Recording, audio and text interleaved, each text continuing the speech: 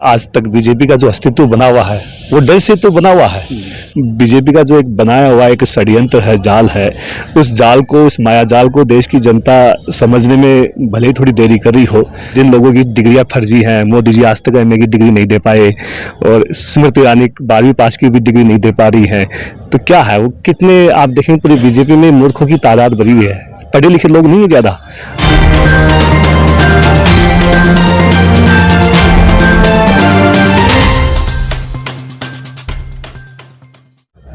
नमस्कार, मैं सुनील अभय और आप देख रहे हैं HD न्यूज़ इंडिया।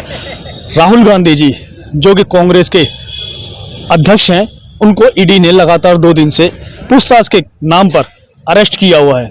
क्या वजह है, क्या कारण हो सकते हैं, हम बात करेंगे सीधे अनिल मीणा जी से, RTI सेल के जो चेयरमैन है, और आगे की जो रणनीति है कांग्रेस की वो क्या रहने वाली है, इस पर खुले मन से चर्चा करेंगे।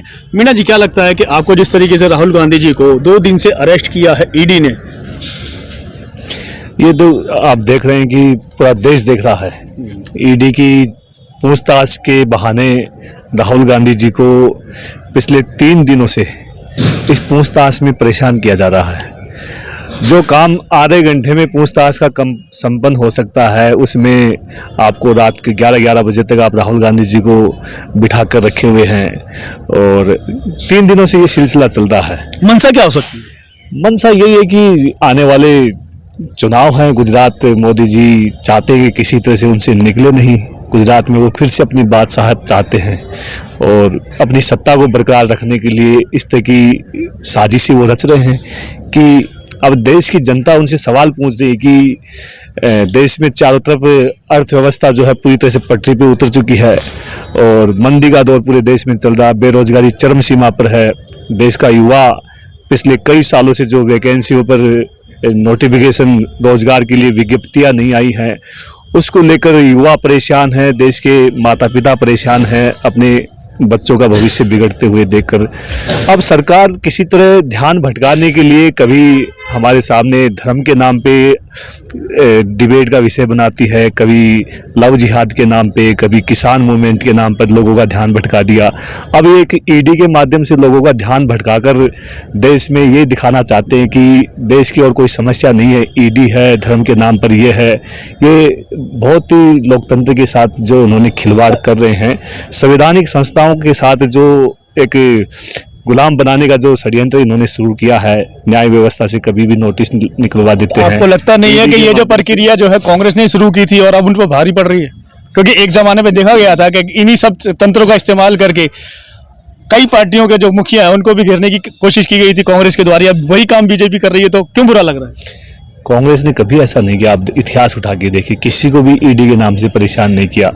जो क्रिमिनल हैं, जो अपराधी हैं, उन लोगों से भी पूछताछ हुई तो मुश्किल से, मैं वो विश्वास के साथ कह सकता हूँ 2-3 घंटे से ज़्यादा किसी का समय नहीं लिया है। इन्होंने ईडी के नाम पर पिछले 3 दिनों से समय ले रहे हैं। अब 23 तारीख को भी बोल रहे हैं, 23 तारीख को भी सोनिया गांधी जी को बुलाएंगे। ये क्या है, क्या दिखाना चाहते हैं? ये विपक्ष को डराने की नीति तो नहीं है? ये राष्ट्रपति का चुनाव होने वाला है, इस तरह से एक दबा एक समाज में और पूरे लीडरशिप में एक डर पैदा करना चाहते हैं कि देखो हम इतने बड़े लीडर को भी हम डरा सकते हैं, तो आपकी कोई औकात नहीं है, डर के रहें, आने वाले राष्ट्रपति के चुनाव में हमारे साथ मिलके। राष्ट्रपति चुनाव की आपने बात की, उस पर कैसे ये डराव की नीति काम आएगी, आपको क्या लगता है? सभी लीडर्स जो हैं उनमें खौफ, डर की राजनीति जो है, आज तक बीजेपी का जो अस्तित्व बना हुआ है वो डर से तो बना हुआ है, डर पैदा कर देती है किसी के नाम पे। जैसे मैं आपको बताऊं, उत्तर प्रदेश में चुनाव होने वाले थे, उससे पहले अखिलेश यादव जी के घर रेड पड़वा दी, और भी तमाम कई नेता हैं। उत्तराखंड में चुनाव होने वाले से उससे पहले हरीश रावत जी के पर रेड पड़वा दी। तो ये डर पैदा करके कि कोई भी व्यक्ति खुलकर चुनावों में भागीदार न बन सके, इस तरह की सीबीआई जांच एजेंसी, इनके माध्यम से खौफ पैदा किया जा रहा है। तो जनता आखिर इस चीज को क्यों नहीं समझ पा रही है कि वो उनके जाल में आकर के उन्हीं को वोट कर देती है? ऐसा क्यों? देश की जनता समझ रही है, देख रही है, पूरे पटल पे देख रही है, पूरे देश से आंदोलन शुरू हो गए हैं। आप देखें, अभी इन 3 दिनों में जो बीजेपी ने हरकत की है, उस हरकत का खामियाजा पूरे देश में देख सकते हैं कि महाराष्ट्र में बड़े व्यापक स्तर पर कांग्रेस का आंदोलन हुआ, राजस्थान में हुआ, नागपुर में हुआ, इधर मध्य प्रदेश में हुआ। अब पूरे देश में ये उबाल आ गया है और जिस तरह से इन्होंने जो छेड़छाड़ किया है, इन्होंने खुद अपने पैरों पे कुल्हाड़ी मारने का काम किया है। कांग्रेस पार्टी अपने शांतिपूर्ण तरीके से अपना काम कर रही थी, लेकिन उन्होंने एक देश में दिखाना चाहता है कि रावण से भी बढ़कर कोई डर पैदा करने वाला एक नरेंद्र मोदी है, लेकिन उसका जवाब धीरे धीरे देश की जनता दे रही है। जनता अभी पीछे लगातार 5 राज्यों में चुनाव देखने को मिले, जनता ने भी फिर से उन्हीं को चुना और चुन करके 4 राज्य उनको दिए हैं। तो आपको लगता नहीं है कि लगा जनता के अंदर जो अभी भी प्यार है बीजेपी के लिए, वो अभी भी जिंदा है? आप देखेंगे 5 राज्य में जो चुनाव हुए, चुनाव किस तरह से हुए आपने भी देखा कि जो चुनाव जो हुए उसमें पूरी तरह से बीजेपी ने पूरा सिस्टम हाईजैक किया। जो कांग्रेस पार्टी की तरफ से या तमाम तरह की पार्टियों से जो चुनाव लड़ने के लिए भागीदार थे या जो अपनी संगठन को उठाने के लिए चुनाव लड़ रहे थे, उनके चुनावों से पहले उनके ऊपर छापेमारी शुरू हो गई थी।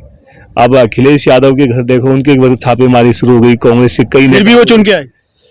वो जनता को उस समय पता नहीं चल पाया कि ये नीचे नीचे ये भी काम कर रहे हैं। और आजकल आप मेरे मन की बात, जनता इतनी बेवकूफ तो नहीं हो सकती कि वो लगातार छली जाए, ठगी जाए और उसके बावजूद भी सत्ता उन्हीं लोगों को दे दे जो उन्हें छल रहे हैं। ऐसा तो नहीं हो सकता। एक होता गुमराह, गुमराह हो जाते हैं कुछ लोगों को। गुमराह बीजेपी इस चीज में बहुत सफल हो गई है कि चुनाव का जब समय हो तो जनता के सेंटिमेंट के साथ खेलना है। कभी गाय के नाम पे, कभी धर्म के नाम पर, कभी लव जिहाद के नाम पर, कभी लोगों के, आप देखेंगे चुनावों के समय होता है तब पेट्रोल की कीमत कम हो जाती है। चुनाव का समय जब होता है तो आप देखेंगे उनके अकाउंट में 2-2 हज़ार 1-1 हज़ार रुपये आने शुरू हो जाते हैं किसान निधि के नाम पे या किसी न किसी के नाम पे। इस तरह से चुनावों के समय ऐसा क्यों करते हैं? तो लोगों को लगता है कि हाँ, कम से कम बीजेपी ने कुछ हमारे अकाउंट में डाला तो सही। लेकिन लोग इस बात को नहीं समझते हैं कि चुनाव के बाद जो लूट इन्होंने 1-1 लीटर पे आपके जेब से जो 32 रुपये 11 पैसे का जो लीटर आता है, उस पर कितनी बड़ी लूट आपसे कर रहे हैं। कहीं 115 के नाम 115 रुपये लीटर पेट्रोल हो रहा है, कहीं 100 रुपये लीटर हो रहा है। आप देखेंगे 1 लीटर पर जनता से कितनी जेब से पैसों की चोरी की जा रही है। जो 32 रुपये 11 पैसे का पेट्रोल अंतर्राष्ट्रीय स्तर पे हमारे देश में आता है, उस पर इन्होंने किस तरह से सेंध मारी है। आप एलपीजी, एक समय ऐसा था कि जब पेट्रोल की कीमतें बढ़ती तो बीजेपी रोडों पर आती थी, धरना प्रदर्शन भी करती थी और हो हल्ला भी खूब होता था। कांग्रेस क्यों नहीं आती फिर इस मामले पर? न, मैं इस बात पे आपका जवाब देना चाहता हूँ कि ये जो बीजेपी का जो एक बनाया हुआ एक षड्यंत्र है, जाल है, उस जाल को, उस माया जाल को देश की जनता समझने में भले ही थोड़ी देरी कर रही हो, लेकिन देर है अंधेर नहीं। आने वाले समय में देश की जनता इस बात को समझ रही है कि बीजेपी चुनावों के समय इस तरह के लोक लुभाने वादे करके या इस तरह के कुछ पैसे डालकर लोगों को अपनी तरफ आकर्षित करने धर्म के नाम पर, तो वो सेंटीमेंट का जो खेल है वो लंबे समय तक नहीं चलेगा। जैसे 2019 के लोकसभा चुनाव हुए, उसमें पुलवामा के नाम पर लोगों ने खूब, बीजेपी के लोगों ने वोट लेने की कोशिश की। लेकिन मेरा सवाल आज भी है कि पुलवामा में जो अटैक हुआ उस पर आज तक पुलिस की कार्रवाई का क्या रिजल्ट है? पुलिस ने क्या कार्रवाई की? कौन जिम्मेदार है? किसने पुलवामा का किया? आरडीएक्स कहाँ से आया? ये सवाल के जवाब बीजेपी देने में नाकाम क्यों है? तो कहीं ना कहीं बीजेपी का खुद का षड्यंत्र इसके अंदर शामिल नजर आता है। लास्ट सवाल फिर से जहां से शुरू हुए थे, राहुल गांधी जी को एडीजी लगातार 3 दिन से पूछताछ कर रही है। अब कितने दिन और वो उनको अरेस्ट करके रखेंगे? अरेस्टिंग की बात भी चल रही है उनकी, हो सकता है उन्हें अरेस्ट किया जाए। कर सकते हो, बीजेपी में वो तानाशाही, वो रावण जैसा अहंकार आ गया है और वो कर सकती है। हमें तो इसकी मंशा पर कोई शक ही नहीं है। ये पूरी तरह से अगर ऐसा होता है तो कांग्रेस क्या करेगी? कांग्रेस पार्टी जितना अपने स्तर पे देश में कोने कोने में हर मजबूत स्तर पे आंदोलन करेगी, देश के कार्यकर्ताओं को जागरूक करने की कोशिश करेगी, क्योंकि राहुल गांधी जी हम सबके प्रिय नेता हैं, देश के आने वाले प्रधानमंत्री हैं और जनता कभी नहीं चाहेगी कि राहुल गांधी जी को इस तरह से। आने वाले प्रधानमंत्री बता रहे हो, बीजेपी उनको पप्पू बताती है। तो बीजेपी में खुद मूर्खों की संख्या बढ़ी हुई है, मूर्खों की तादाद बढ़ी हुई है, तो वो इंटेलेक्चुअल को नहीं समझ पा रहे हैं। जो जिन लोगों की डिग्रियां फर्जी हैं, मोदी जी आज तक एमए की डिग्री नहीं दे पाए और स्मृति ईरानी 12वीं पास की भी डिग्री नहीं दे पा रही है, तो क्या है वो कितने, आप देखेंगे पूरी बीजेपी में मूर्खों की तादाद बढ़ी हुई है। पढ़े लिखे लोग नहीं है ज़्यादा। और कांग्रेस में आप देखिए कितने इंटेलेक्चुअल पढ़े हुए लोग हैं, और देश की रणनीतियाँ, देश को जो संवारा है, बनाया है, जो कांग्रेस ने इस देश को दिया है, क्या बीजेपी ने 8 सालों में क्या दिया है? मुझे एक अचीवमेंट बता दीजिए, बीजेपी के 8 साल का अचीवमेंट क्या है? कुछ भी नहीं है। धर्म, लव जिहाद, आपके कई तरह के इस तरह के पुलवामा, इन मुद्दों के अलावा नोटबंदी, जीएसटी, ये क्या है? इससे देश का क्या विकास हुआ? मैं जो काला धन लाने की बात करते थे, आज स्विस बैंक में कोविड के दौरान 300 गुना बैंकों में वृद्धि हुई है, 300 गुना फंड बढ़ गया है अंतर्राष्ट्रीय स्तर पर। किन लोगों का ये नहीं पता? वो बीजेपी के लोगों का ही है। क्योंकि आप कैसे कर सकते हैं? मैं कह सकता हूँ बीजेपी इसलिए उस रिपोर्ट को बाहर नहीं निकालना चाहती जो 300 गुना। जांच की मांग क्यों नहीं करते आप? और यदि नरेंद्र मोदी के दिमाग में यदि कोविड के नाम पे जो पीएम केयर्स फंड कलेक्ट किया गया है, यदि ईमानदारी होती, यदि सज्जनता होती, देश के प्रति वफादारी या जवाबदेहिता तय होती, तो वो जरूर उसको आरटीआई के कानून में रखते। लेकिन क्यों उसको आरटीआई के कानून के बाहर के दायरे से रखा गया? क्योंकि देश की जनता सवाल नहीं पूछ सके कि पीएम केयर्स के नाम से करोड़ों रुपए देश के लोगों ने खुलकर जो दान दिया था वो कहाँ चला गया? ये सवाल देश की जनता नहीं पूछ सके, इसलिए तो उन्होंने पीएम केयर्स फंड को बाहर रखा गया है आरटीआई की दायरे। जनता को आप क्या अपील करना चाहेंगे? जनता पूरी तरह से देख रही है इन मुद्दों पर। आज मैं उन तमाम युवाओं से भी अपील करना चाहता हूं कि अब समय है देश को बचाने का। आज देश में श्रीलंका से भी बदतर हाल हो चुके हैं, अर्थव्यवस्था पूरी तरह से चौपट हो चुकी है। अब सरकार के पास कोई मुद्दा बचा नहीं है जिससे जनता का ध्यान भटकाया जा सके। इधर कभी राहुल जी की ईडी के नाम से ध्यान भटका दो, कभी धर्म के नाम पर, कभी मजहब के नाम पर, कभी लव जिहाद के नाम पर, कभी कोई न कोई ऐसे मुद्दे ढूंढते हैं जिसमें देश की जनता का समय बर्बाद हो रहा है। और मीडिया भी इस तरह से पंगु हो गया, पूरी तरह से मोदी का गुलाम हो गया है। पूरे दिन रात उसी के गुणगान करते रहते हैं, जैसे पुराने समय में राजाओं के कसीदे जाते थे। आज ये मीडिया पे एक गुलाम मात्र सिर्फ मोदी की महिमा का वर्णन करने के लिए रह गया। क्या लोकतंत्र का जो चौथा स्तंभ है आज वो अपनी गरिमा को भूल चुका है? आज उनको गरिमा को याद करना पड़ेगा। ये जब आग लगेगी बस्ती में तो सबके घर आएंगे, तो मीडिया वाले भी नहीं बचेंगे आने वाले समय में। आप देखें जब ये कोरोना महामारी के दौरान जो समस्याएं आई, देश की जनता ने फेस किया, लोगों को संसाधन नहीं मिल रहे थे आने जाने के लिए, क्या उसमें क्या गरीब थे? उसमें सब लोग थे जिन लोगों को ये जो कोविड के नाम पे जो असफलताएं, असुविधाएं का सामना करना पड़ा। लोगों को घर पे ऑक्सीजन नहीं मिल पा रही थी, कोई मैनेजमेंट नहीं था महामारी के नाम पर। तो मेरा सवाल उन सभी से है कि हम सबको समझना, देश को बेहतर भविष्य भारत बनाना है तो हमें पूरी तरह से इस जनता के अनुरूप इंफ्रास्ट्रक्चर की भी जरूरत है, ऑक्सीजन की भी जरूरत है, हॉस्पिटल की भी जरूरत है।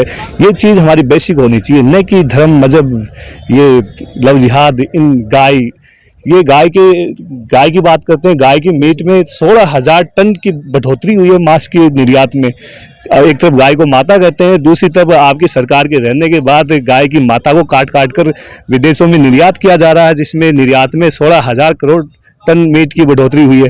ये सवाल भारतीय जनता पार्टी से है, जो जिन मुद्दों को आधार बनाकर वो सत्ता में आई है। संस्कृत में वो शपथ लेते हैं, कितने नेता संस्कृत जानते हैं? एक भी श्लोक नहीं बोल पाते हैं। और संस्कृत का क्या बुरा हाल किया है? जो संस्कृत सब्जेक्ट है, जिसको राजभाषा बताते हैं या देववाणी बताते हैं, उस देववाणी का इन्होंने क्या बुरा हाल कर दिया है। अभी इन्होंने इस तरह सिस्टम ला दिया कि संस्कृत पूरी तरह से विलुप्त होती जा रही है। मेरा सवाल तो यह थे हमारे साथ अनिल मीणा जी, और इन्होंने लगभग तमाम मुद्दों पर बात की है, बेबाकी से उन्होंने जवाब दिया। और जनता को सोचना चाहिए कि आखिर देश किस कगार की ओर जा रहा है, विनाश की ओर या विकास की ओर। 70 सालों की जो दुहाई दे करके बर्बादी की कगार की बात करते थे, आज 8 साल के अंदर जो 70 साल में कमाया गया था उसको सबको बेच दिया गया है। जनता जब तक ये जानने की कोशिश करेगी, भ्रमित करने की ये कोशिश अवश्य करेंगे और करते रहे हैं, करते रहेंगे। लोगों को भ्रम में नहीं आना चाहिए, ये कहना है अनिल कुमार मीणा जी का। इसी के साथ मैं सुनील अबे, HD न्यूज़ इंडिया।